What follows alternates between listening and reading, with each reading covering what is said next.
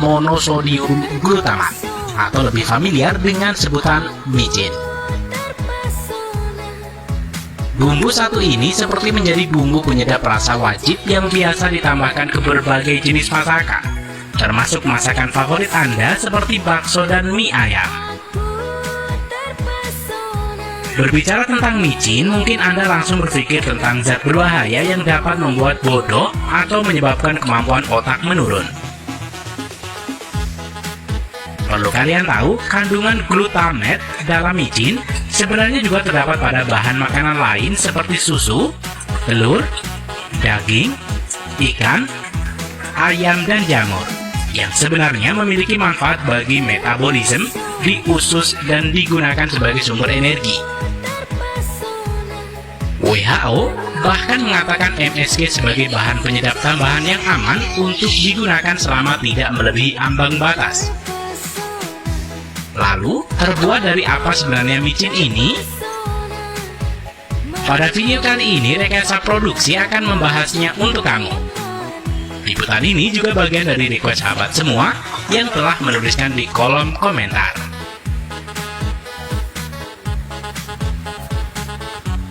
Pada pembahasan kali ini, video ini didukung oleh pabrik penyedap rasa Ajinomoto. Bahan dasar dari pembuatan penyedap rasa monosodium glutamat berasal dari para petani ini.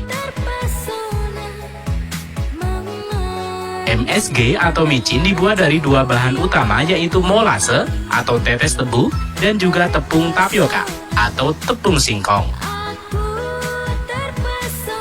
Setelah tebu-tebu ini dipanen, tebu akan dibawa ke mesin penggilingan untuk diperas dan diambil saripati gulanya. Cairan hitam pekat ini adalah tetes tebu yang dihasilkan dari proses pengekstrasian gula dari pohon tebu. Bahan pekat inilah yang akan dibawa ke pabrik pembuatan MSG.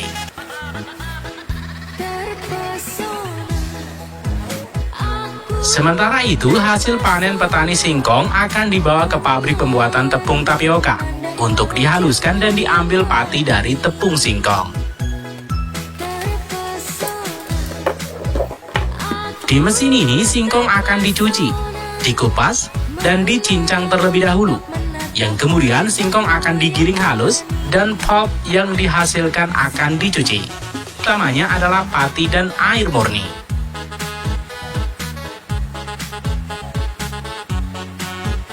Kemudian pati ini akan dikeringkan dan siap untuk dibawa ke pabrik pembuatan MSG.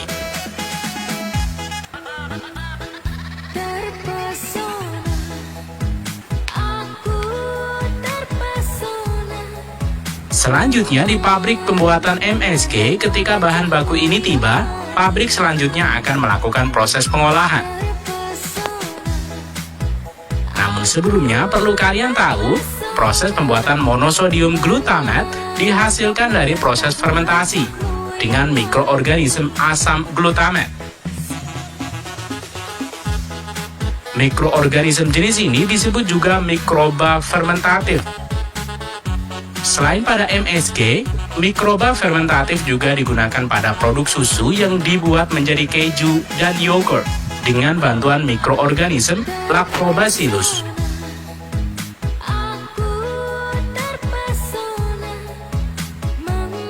MSG Ajinomoto dibuat oleh asam glutamat yang menghasilkan krom yang kemudian akan diekstrak dan dikeringkan menjadi micin.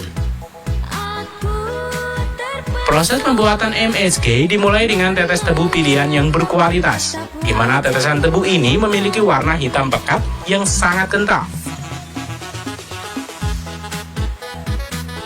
Warna hitam ini menandakan kandungan gula pada tetes tebu yang masih tinggi.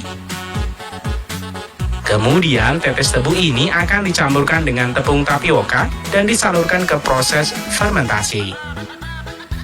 Fermentasi berlangsung dalam tangki seperti ini.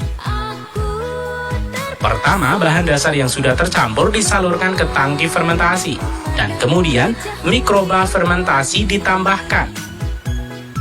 Campuran ini akan diaduk selama sekitar 2 hari. Dalam tangki ini, Mikroba fermentasi akan mengubah gula kompleks menjadi asam glutamat. Mikroba akan terus menghasilkan asam glutamat hingga gula kompleks hilang dari tangki fermentasi.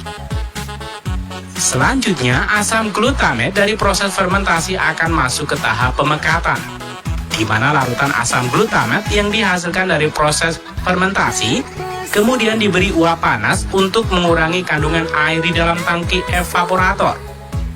Proses ini membuat uap air naik ke tangki bagian atas, sementara asam glutamat yang masih pekat terpisah di tangki bagian bawah.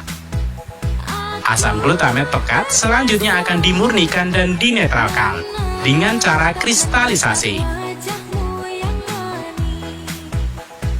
Kristal-kristal yang kemudian dipisahkan dan dikeringkan menggunakan mesin pengering bersuhu tinggi. Proses kristalisasi dapat dilihat melalui jendela ini. Proses terakhir adalah filterisasi sentrifugal dari kristal.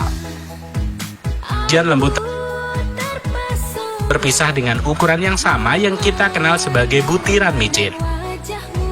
Akhirnya MSG atau micin masuk ke mesin pengemasan. MSG ini akan dikemas baik dalam kemasan botol maupun kemasan plastik. Bekerja selanjutnya mengepak dalam kardus dan siap untuk didistribusikan ke toko-toko di sekitar Anda. Berdasarkan penelitian WHO menetapkan ambang batas aman konsumsi MSG adalah 120 mg per gram berat badan dalam sehari. Itu berarti jika seseorang memiliki berat badan 50 kg, dalam sehari dia tidak boleh mengkonsumsi MSG lebih dari 6 gram atau sekitar 2 sendok teh. Walau begitu, seseorang akan sangat sensitif terhadap MSG. Namun perlu juga diketahui bahwa kurang dari 1% dari populasi masyarakat umum diperkirakan sensitivitas MSG ini. Sebenarnya kondisi ini juga dapat dialami pada makanan tertentu pada orang tertentu, sehingga tidak bisa menjadikan dasar kesimpulan efek yang sama terhadap semua orang. Kini, semua terserah Anda yang menentukan terhadap penyedap rasa yang dibenci namun juga dicintai.